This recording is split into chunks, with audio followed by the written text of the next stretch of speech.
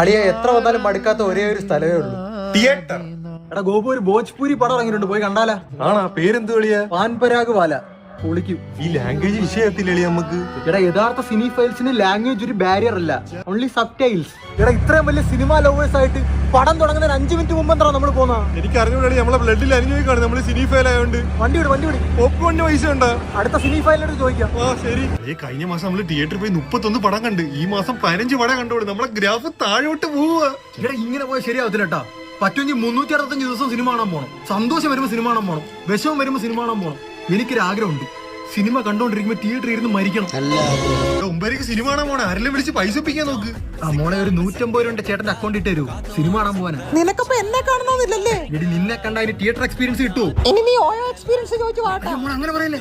അളിയ മാമൻ കാലടിച്ച് രേവതി തിയേറ്ററിൽ കിടക്കുന്ന അളിയ. രേവതി തിയേറ്റർ അല്ലല്ലോ, ഓപ്പറേഷൻ തിയേറ്ററിൽ അത്യാവശ്യമായിട്ടൊരു 150 രൂപ അളിയ.